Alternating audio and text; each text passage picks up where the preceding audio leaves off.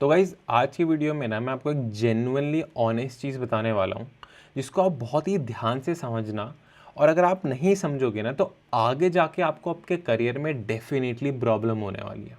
आपको music industry के अंदर ऐसे टाइप के लोग भी मिल सकते हैं जो कि आपको बोलेंगे यार म्यूज़िक को तू पैसों से तोल रहा है, म्यूज़िक आर्ट है, उसको ख़राब मत कर, बिजनेस से मिक्स मत कर।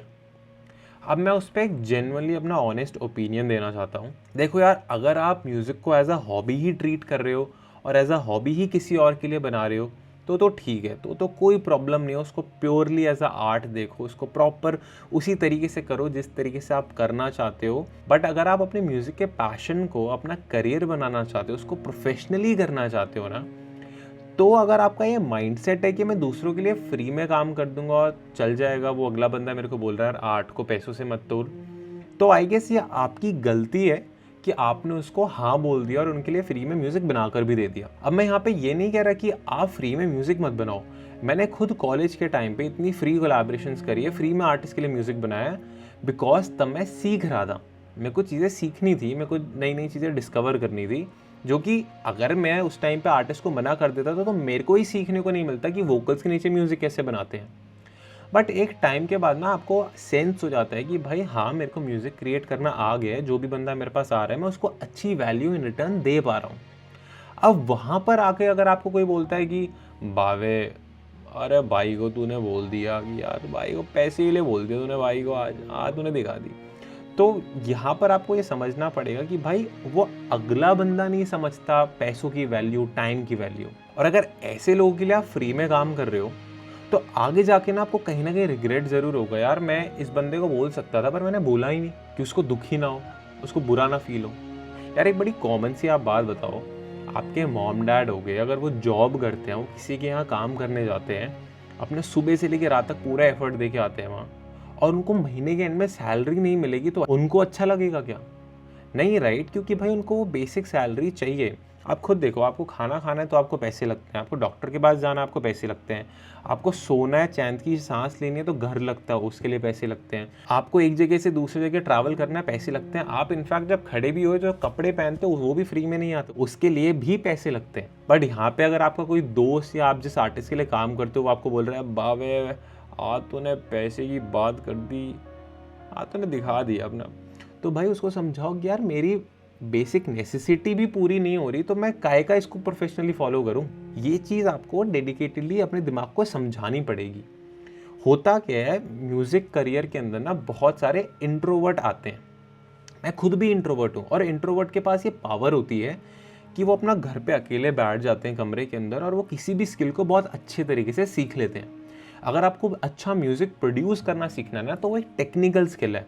वो ऐसे बाहर लोगों से नेटवर्किंग करने से नहीं आती, वो एक जगह कमरे में बैठ के टिक के लैपटॉप पे डेली घिस कर आती है। और ऐसे लोगों की जो पर्सनैलिटी होती है, मोस्ट ऑफ, मैं सबकी बात नहीं कर रहा, मेरी खुद ऐसी पर्सनैलिटी थी, वो ऐसी होती है यार इसको क्या मैं पैसों के लिए बोलूँ, छोड़ यार। अगर आप उसको अपनी हॉबी की तरह फॉलो करते हो तो कोई प्रॉब्लम नहीं है। बट अगर आप म्यूज़िक को as a career, as a profession देखते हो, अगर आप किसी और को एग्री कर देते हो कि यार मैं फ्री में म्यूज़िक बना दूंगा, कि आप उसको अच्छा प्रोडक्ट बनाकर दे सकते हो, आपके अंदर वैल्यू भी है, बट आपको बस एक डर लगा हुआ है कि यार क्या उसको बोलूँ कि पैसे दे, छोड़, वो रिलेशन ख़राब होगा।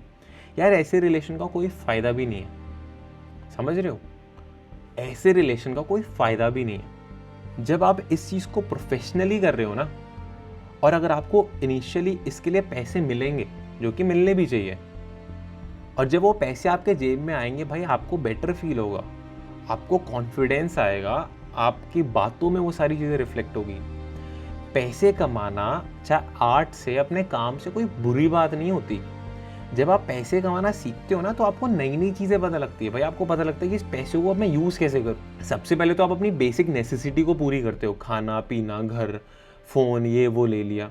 बट जब आप उससे ग्रो कर जाते हो तो आपको समझ में आता है कि भाई इस पैसे को मैं इन्वेस्ट कर सकता हूँ, या तो और पैसे बनाने के लिए या फिर अपने ही काम पर इन्वेस्ट करने के लिए, जिससे इनडायरेक्टली आप अगेन फिर से और पैसे ही बनाओगे।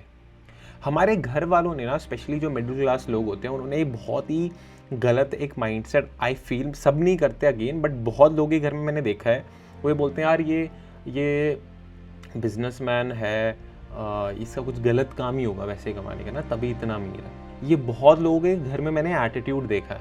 और इस हैबिट से ना हम अपना खुद का पहला सपना ही खुद ही क्रश कर देते हैं कि भाई हम भी अच्छे पैसे कमा सकते हैं अपनी चीज़ से, क्योंकि हमें पता है भाई अगर हम ज़्यादा पैसे मांगेंगे, ज़्यादा पैसे कमाएंगे तो वो गलत हो जाता है, क्योंकि जो ज़्यादा पैसे कमाते हैं वो तो कुछ गलत काम करते हैं।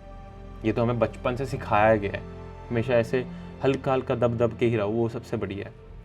तो गाइज़ मैं बस आपको ये चीज़ बताना चाहता हूँ कि पहली चीज़, जब आप पैसे कमाते हो अपने काम से, वो चीज़ आपको बहुत सारी चीज़ें और सिखा देती है।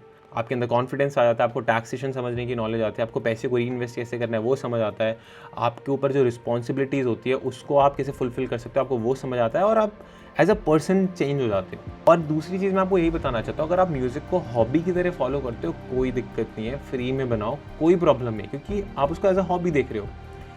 बट अगर एज अ प्रोफेशन देख रहे हो कि हाँ यार इससे मैं आगे कल को अपना घर चलाऊँगा, कल को मेरी बीवी बच्चे होंगे, मैं उनका घर चलाऊँगा, उनकी रिस्पॉन्सिबिलिटीज़ लूँगा, तो ये माइंडसेट रखना कि आर्ट में यार ये पैसे कहाँ से आ गए, ये आई फील ये सही नहीं है। क्योंकि कितनी मर्जी अच्छी आर्ट बना लो, जब ये बेसिक नेसेसिटी पूरी करनी होती है ना, तो राशन के लिए, डॉक्टर के लिए, बिजली के बिल के लिए वो आर्ट नहीं, वहाँ पैसे ही चाहिए होते हैं। तो आई गेस आपको इस वीडियो से कुछ ना कुछ समझ आया होगा, सीखने को मिला होगा। बस ये मेरा एक ऑनेस्ट थॉट था जो मैं देना चाहता था, क्योंकि मैंने देखा है इस इंडस्ट्री के अंदर जो भी लोग आते हैं उनको ये थोड़ा सेंस कम होता है, मेरे को खुद कम था। Over the period of time मैंने सारी चीज़ें सीखी, तो ये जस्ट मैं अपनी एक लर्निंग आपके साथ शेयर कर रहा था। मिलते हैं नेक्स्ट वीडियो में, बाय बाय।